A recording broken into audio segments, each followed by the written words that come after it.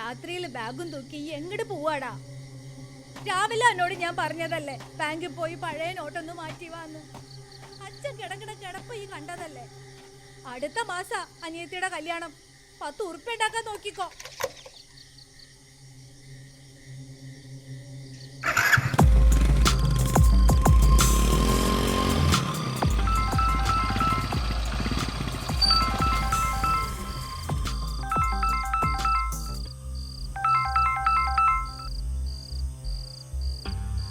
സാധനം ഫ്രഷാ, പൊട്ടിയിട്ടും ചീറ്റിയിട്ടില്ല. പറഞ്ഞ കാശ് കൊടുത്തയച്ചിട്ടുണ്ടോ? അഡ്വാൻസ് 50 കൊടുത്തയച്ചിട്ടുണ്ട്. ബാക്കി 1.5 സാധനം കണ്ടതിന് ശേഷം.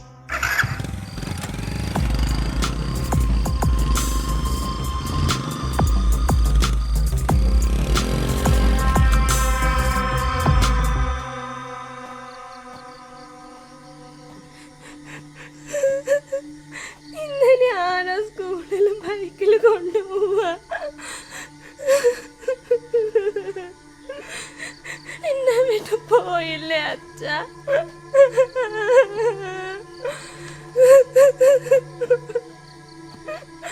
ഞാനിനി സ്കൂളിൽ പോകൂല. ഇന്നലെ പ്രോഗ്രസ് കാർഡ് ഒപ്പിടാൻ എൻ്റെ കൂടെ സ്കൂളിലേക്ക് വരാന്ന് പറഞ്ഞതല്ലേ അച്ഛ? ഇനി എനിക്ക് അച്ഛനെ കൂടെ കൊണ്ടുപോകാൻ പറ്റുമോ അമ്മ?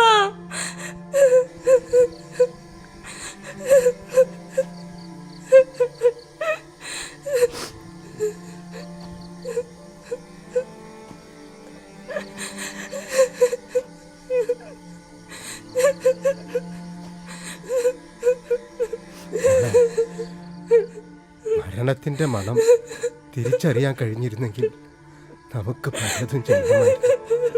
എല്ലാം വിധിയെ പരാജയപ്പെടുത്തിയവരാരും ലോകത്തില്ല. മോള് കരഞ്ഞോളൂ. വേണ്ടുവോളം കരയാനല്ലേ നമുക്ക് സാധിക്കൂ.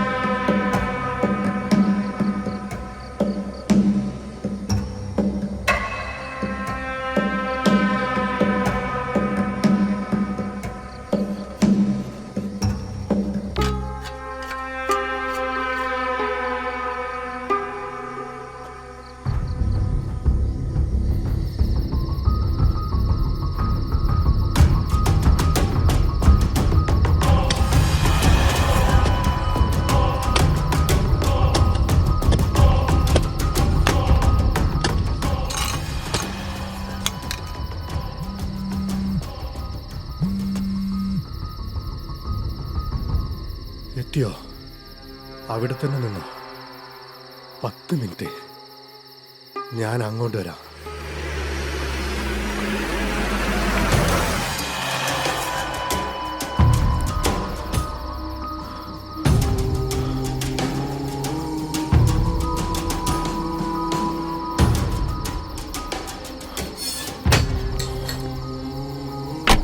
കാളിശ്ശേരം തന്ന പൈസ.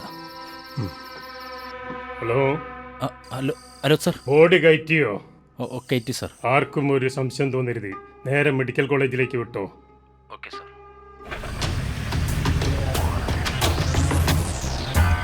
ഒരു ആംബുലൻസ് വരുന്നുണ്ടല്ലോ സാറേ. ലൈറ്റ് ഓഫ് ആക്കിയല്ലോ സാറേ. നമ്മളെ കണ്ടപ്പോഴാണ് ലൈറ്റ് ഡിമാക്കിയത്. അവർ സൈഡാക്കാനും നോക്കണ്ടല്ലോ. അവരിങ്ങോട്ടല്ലേ വരുന്നത്, നമുക്ക് നോക്കാന്ന്.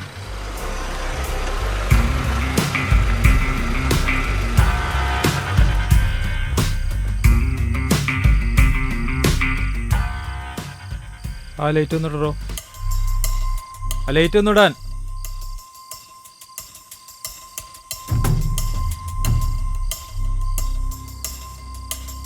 ബോഡിയാണല്ലേ?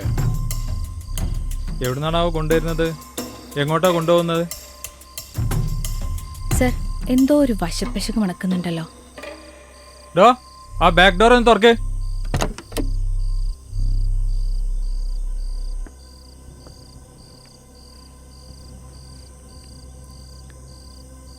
പാവങ്ങളാന്നാ തോന്നുന്നു.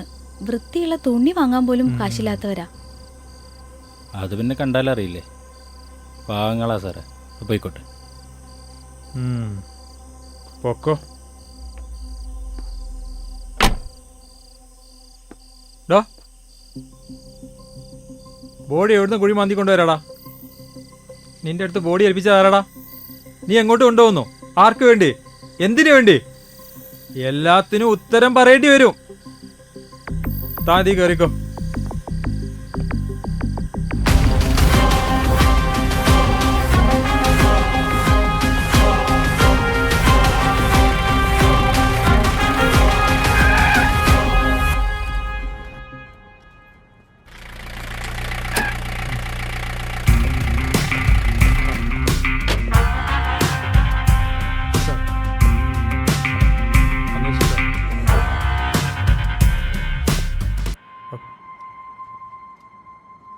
അവനുണ്ട് കൊണ്ടോ?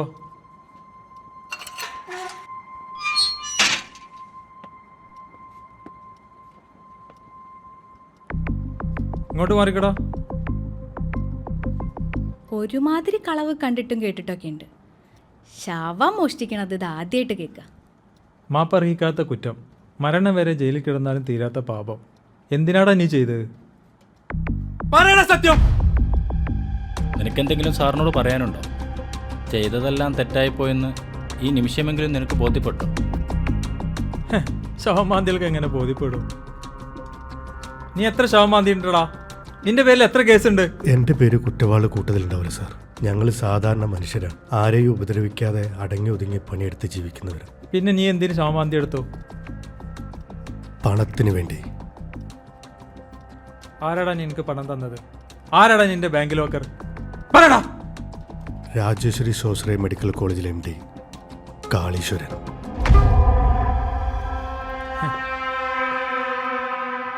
നല്ല തടിയാണല്ലോടാ. അധ്വാനിക്കാൻ പോയിക്കൂടാ. അധ്വാനം? നോട്ട് നിരോധനം വന്ന സമയമല്ല സാറേ. കമ്പനി പൂട്ടി, പണിയില്ലാതെ, ആരോടും കടം ചോദിച്ചാൽ തരില്ല. അതിനിടയിലാണ് സഹോദരിയുടെ വിവാഹം. അപ്പോഴാണ് വർഷങ്ങൾക്ക് മുമ്പ് പത്രത്തിൽ വന്നൊരു വാർത്ത ഞാൻ ഓർത്തത്. എന്ത് വാർത്ത? രാജേശ്വരി സ്വാശ്രയ മെഡിക്കൽ കോളേജ് കുട്ടികൾക്ക് അനാട്ടമി പഠിക്കാൻ ബോഡി കിട്ടാനില്ലെന്നും മറ്റ് മെഡിക്കൽ കോളേജിൽ നിന്ന് കാശ് കൊടുത്ത് ബോഡി വാങ്ങുന്ന വിവരം പത്രത്തിലൂടെ അറിയാൻ കഴിഞ്ഞിരുന്നു. പിന്നീട് അതൊരു ബിസിനസ് ആക്കിയാലോ എന്ന് ഞാൻ ചിന്തിച്ചു. മരിച്ചു കഴിഞ്ഞാൽ നമ്മുടെ എല്ലാവരുടെയും ബോഡി വേസ്റ്റല്ലേ സാറേ.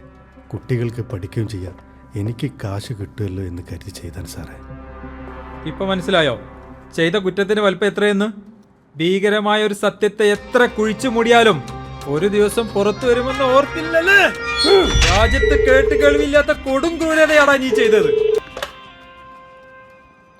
Sir, oh sir, sir phone. Hello sir. ആ ഓക്കെ സാർ. Okay okay. ആ നാട്ടുകാർ പത്രക്കാരും കൊണ്ട് വരുന്നുണ്ട്. അതിനു മുമ്പ് ആ കാളീശ്വരനെ പൊക്കണം. വാടോ വാ.